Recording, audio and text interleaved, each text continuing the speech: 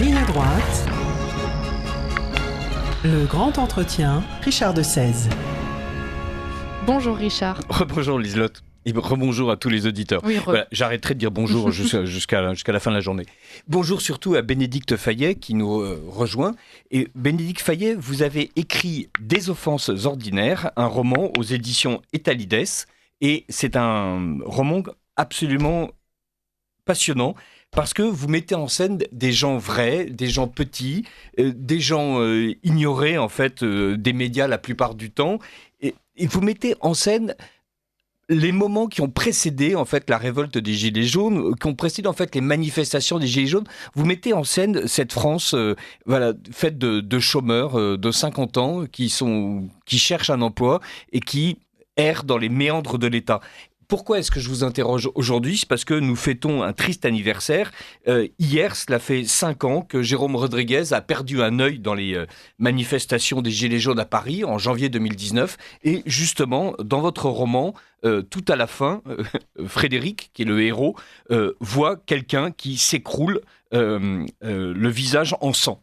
Et est-ce que l'idée du roman vous est venue pendant les manifestations ou Non, alors les Gilets jaunes, je les ai beaucoup suivis. À l'époque, je regardais tous les samedis leurs manifs. Moi, j'habite à la campagne, donc il ne se passait pas tellement de choses. Enfin, il y avait les ronds-points. Je suis parfois allée apporter un peu de vin, mais je n'ai pas été dans les manifs. C'était compliqué matériellement. Et puis, je crois que je n'aurais pas eu le courage parce que c'était des gens très courageux. Et puis, moi, je suis une pauvre personne, enfin, pauvre au sens physique, je ne sais pas. Mais eux m'ont beaucoup intéressée.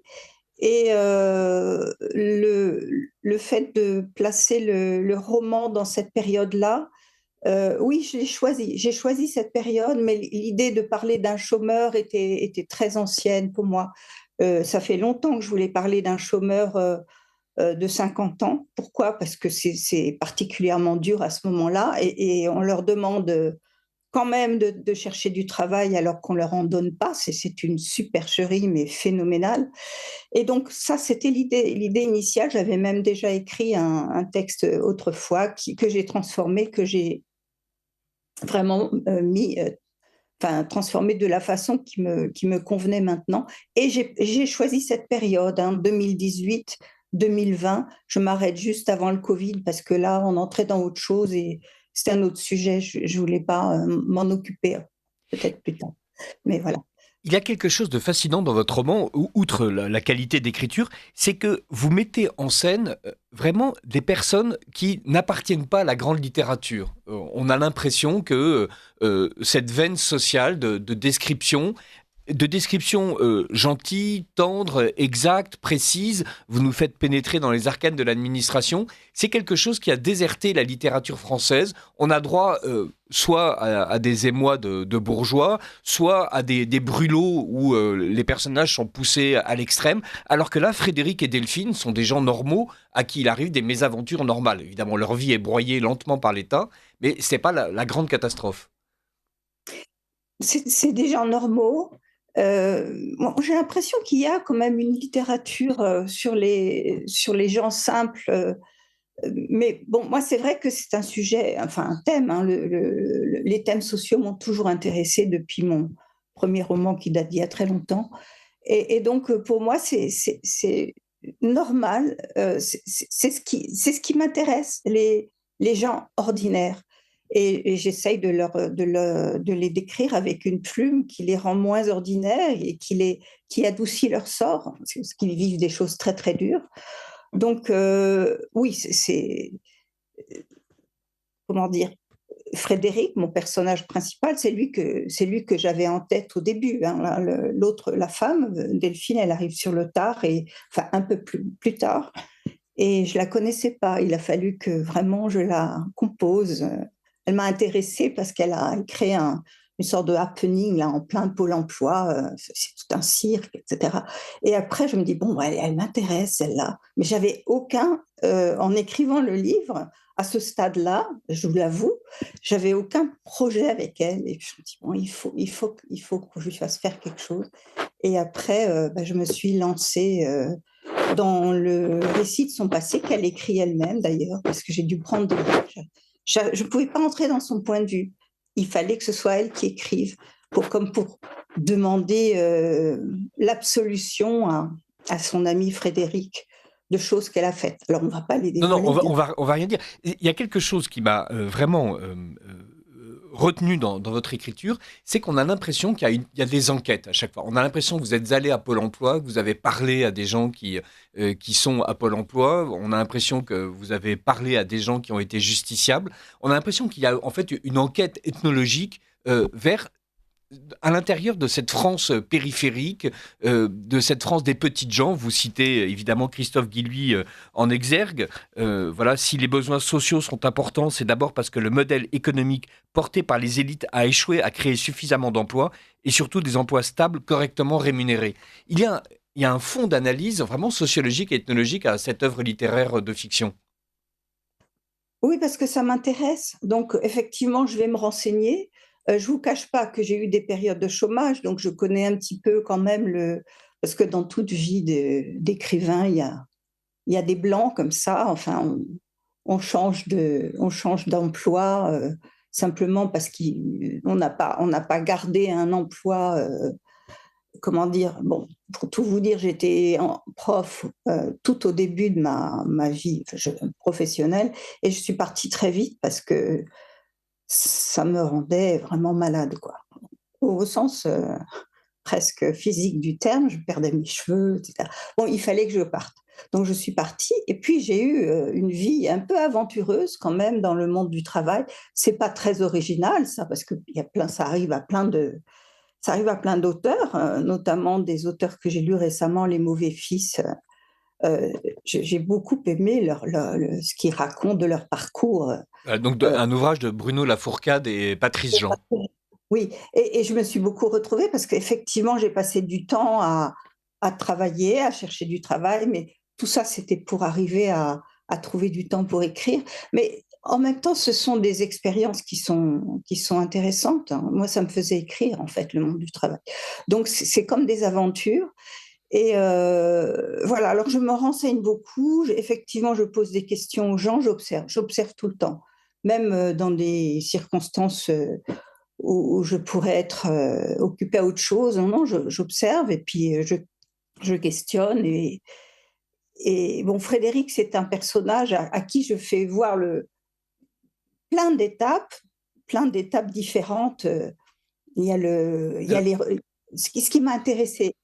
Vous voulez peut-être dire quelque chose? Non, je voulais dire, vraiment, vous le prenez, ou plutôt le lecteur l'accompagne du moment où il a un rendez-vous à Pôle emploi, où il espère encore, et peu à peu, voilà, l'ensemble des 2 ans ou presque qu'on passe avec lui, et c'est l'histoire d'une lente déception, et de la manière dont ceux qui sont censés aider, en fait, n'aident pas, et se contentent de reproduire des recettes mal faites et toutes faites. Oui, c'est ça. On lui dit chaque fois, il faut vous chercher du travail. Bon, alors il tombe. Je me suis amusée à mettre des conseillers de Pôle emploi très différents. Il y en a un gentil, il y en a un méchant, etc. Mais dans l'ensemble, il faut qu'il montre qu'il a cherché du travail. Et quand on lui répond jamais.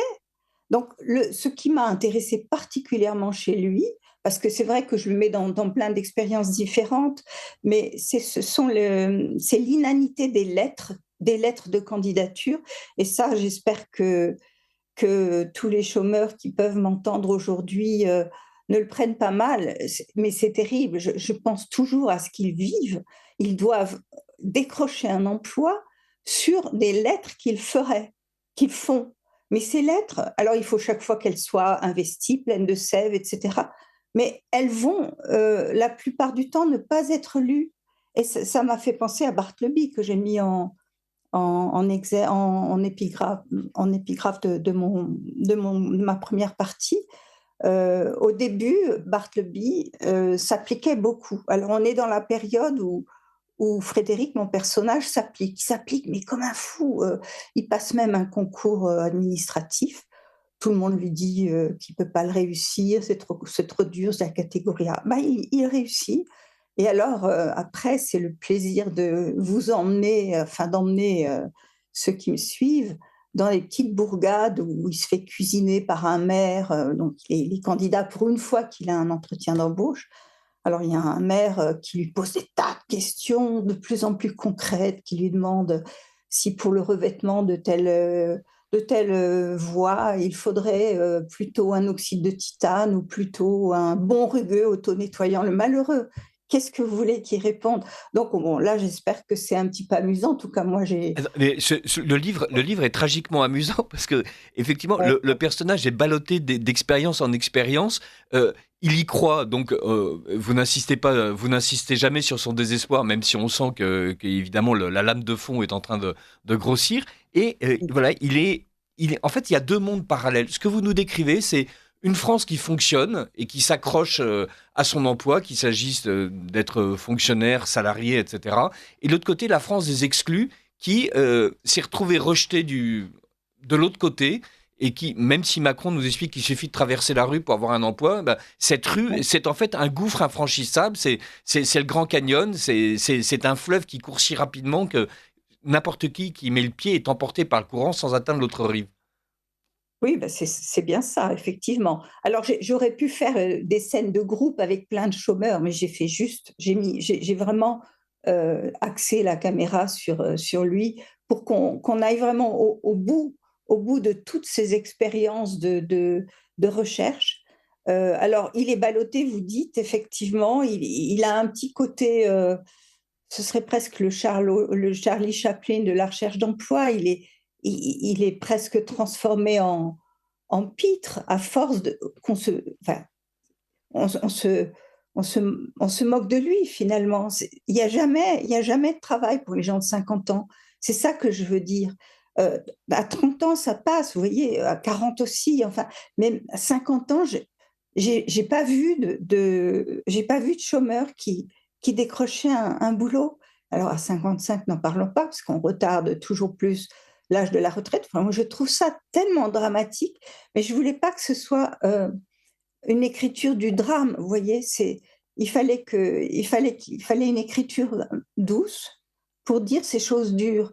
Alors Frédéric, il est un petit peu pris pour un pantin finalement, de passe d'expérience en expérience, toujours raté. Mais il y a quelque chose qui se prépare souterrainement. Pardonnez-moi, elles ne sont même pas ratées. C'est-à-dire, en fait, il aborde à chaque fois la possibilité d'un emploi et ça lui est refusé. Il n'y a pas un moment donné où il se révèle inapte. C'est qu'en fait, toutes ses aptitudes restent enfermées dans son placard et ne serviront socialement à rien. Oui, ils sont niés, complètement niés. Il y a même un maire de commune, il a fait ce concours et qui peut postuler dans la fonction publique territoriale, qui lui demande son âge et qui s'offusque de savoir qu'il est si âgé, mais comment un type comme ça ose se présenter? Alors, bon, il y a une sorte de crise là, mais je n'ai pas vu de solution pour lui. Si j'en avais vu une, je l'aurais mise dans le livre, vous voyez, parce que j'avais plutôt envie de donner de l'espoir. Alors cet espoir, je le donne d'une façon qui est sans doute un peu subversive. Donc, là, je sais pas, je crois Non, que vous non, avez ouvert votre introduction sur les Gilets jaunes. oui, parce que donc à la fin du roman, donc Des offenses ordinaires de Bénédicte Fayet, Fayet, aux éditions Etalides, Aethalide, accent grave S. Rassurez-vous, auditeurs de Radio Courtoisie, l'adresse sera marquée sur la chaîne YouTube. Et il y a les Gilets jaunes qui débarquent et on sent que Frédéric et Delphine, son ami, décident d'y participer à la fois par curiosité, à la fois parce qu'ils en ont assez, mais voilà, là aussi, ce sont des gens ordinaires à qui on propose de manifester, ce qui fait partie des manières ordinaires de ne pas être d'accord, et qui, là aussi, se retrouvent face à un État qui leur interdit même ça. Ils n'ont plus ils ont le droit de travailler, mais ils ne trouvent pas de travail, et le système n'est pas fait pour eux. Ils ont le droit d'exister, mais la vie est compliquée pour ceux qui sont en dehors du système. Et en plus, là, ils n'ont même pas le droit de manifester. On a l'impression, en fait, que ces offenses ordinaires que vous racontez, c'est la manière dont l'État, en permanence, leur explique qu'ils sont inutiles et qu'ils doivent devenir invisibles. Mais c'est tout à fait ça. J'espère que c'est pas trop dur. C'est pour ça que j'ai mis des scènes parfois assez amusante. Enfin, j'espère Non, qu'elle le sont. rassurez-vous, ce n'est jamais poignant, c'est doux amer. D'abord Frédéric et Delphine s'aiment, donc on a tous un cœur bleu, donc voilà, on est en train on sourit à chaque moment de tendresse. Et à côté de ça, Frédéric a un certain humour vis-à-vis de sa situation, ce qui fait que voilà, c'est pas du Zola, on n'est pas en train de pleurer des larmes de sang sur des personnages imaginaires, mais vous réussissez au contraire à nous emmener très loin dans l'amitié, l'empathie avec le personnage, et on ressent véritablement cette incompréhension des petites gens qui se disent mais cette France, en fait, veut juste que je n'existe plus, elle ne veut plus me voir, je n'ai même pas le droit, une fois de plus, de descendre dans la rue. Voilà, les flics sont là pour me taper dessus. Qu'est-ce qu'il y a pour nous? Alors, il y a deux. Je me suis amusée. Enfin, c'était pas si amusant à écrire. C'était parce que c'était poignant pour moi. Mais en même temps, il y a des scènes que j'ai voulu un peu drôles, mais j'ai opposé deux manifs. Celle du 1er mai, où là, bon, il est tout seul encore, il connaît pas encore son amie Delphine, et il se laisse un peu emporter dans le flot, comme ça, mais sans. Il regarde les banderoles. Alors, il faut que je note ce qui réclament les gens parce que je vais avoir un poste, etc. Et puis, la manif de la fin Alors, qui est. la manif du 1er mai, c'est la manif des artistes qui réclament des subsides et qui en veulent énormément au capital. C'est à hurler de rire.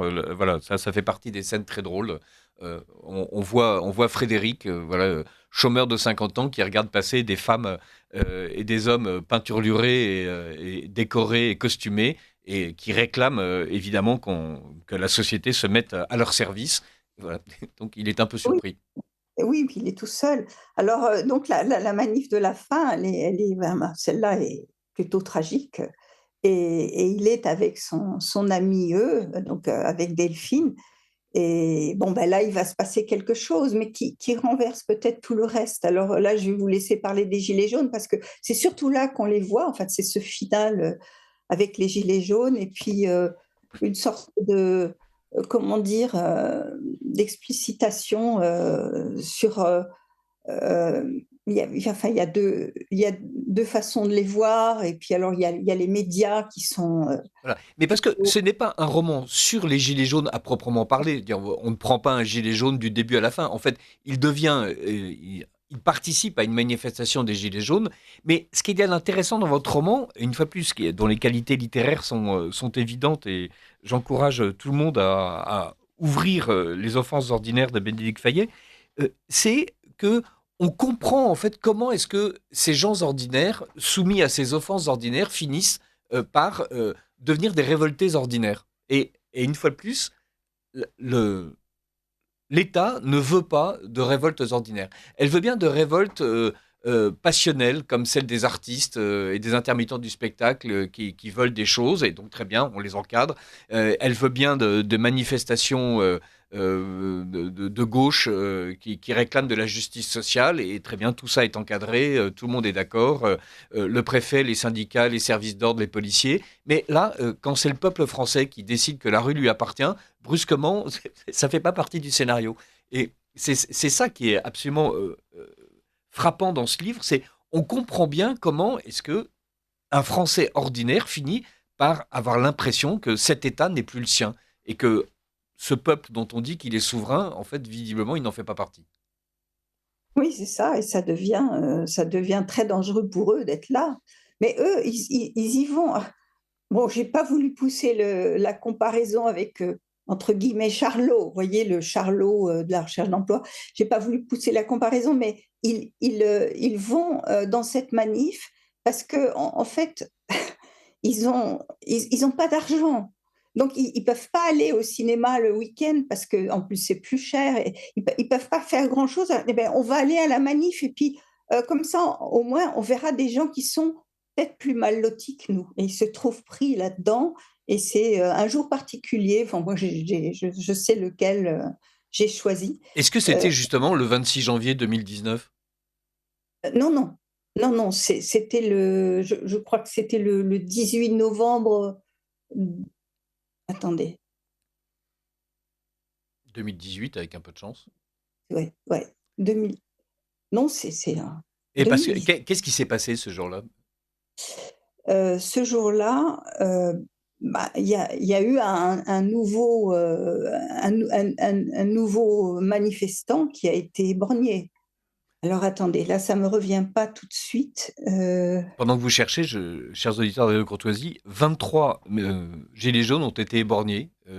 Voilà, donc on a quand même atteint un niveau de, de violence et de répression inédit ces dernières décennies et qui n'a jamais été retrouvé depuis, quelles que soient les manifestations auxquelles on a assisté. Là, on a vraiment eu droit à quelque chose de stupéfiant et d'ailleurs, Jérôme Rodriguez qui a perdu la vue le 26 janvier 2019, enfin qui a perdu un œil le 26 janvier 2019, l'affaire est enfin jugée. Donc 5 ans après le, la- le tir malencontreux et mal avisé d'un policier qui a abouti à priver quelqu'un d'un œil alors qu'il n'était même pas au cœur des manifestants les plus violents. Il n'était ni au cœur ni à la marge, il était ailleurs. Mais voilà, le policier a tiré. Est-ce que vous avez retrouvé La mémoire, parce que je n'ai pas dû avoir noté ça. C'était je pense, le 18 novembre 2019. Et là, il y a aussi un... Parce que le mouvement s'était un tout petit peu calmé pendant l'été, puis il a repris de plus belle à la rentrée, à l'automne 2019. Et il y a eu je crois qu'il y a eu les pompiers. Et les pompiers n'aimaient pas du tout être traités comme ça non plus. Donc là, je crois que c'est le 18 novembre 2019. C'était Et l'époque où le préfet allemand régnait sur Paris et donc considérait qu'il avait reçu mandat du pouvoir, et visiblement il le considérait à juste titre, puisque il a été longtemps préfet de Paris, et quelle que soit la manière dont il ordonnait à ses troupes de se conduire, jamais l'État ne l'a désavoué. Vous dites qu'il participe à la manif parce que c'est quelque chose qui est gratuit. Et il y a vraiment cette notion de l'argent qui disparaît peu à peu, des ressources qui s'épuisent, des subsides qui ne viennent pas, des allocations qui s'amenuisent. Et on voit là aussi cette offense ordinaire, c'est la manière dont la société de consommation renvoie un modèle de jouissance facile et marchande et dont on est là aussi exclu malgré soi. Vous terminez parce que ce livre est à la fois terrible parce qu'il raconte par ce destin broyé, mais il est aussi très tendre, on l'a déjà dit, parce que vous refusez d'abandonner vos personnages, vous refusez de les laisser sombrer. Voilà, c'est pas du Céline. Et à la fin, Delphine va dans les parcs floraux. Dans un parc. La dernière fois qu'elle l'a vue, il souhaitait qu'elle retourne pour lui au parc floral, leur lieu emblématique pour en rapporter des photos d'arbres avec de la lumière à travers les branches, peu importe qu'elles soient dépouillées. Voilà. Et donc Delphine y va.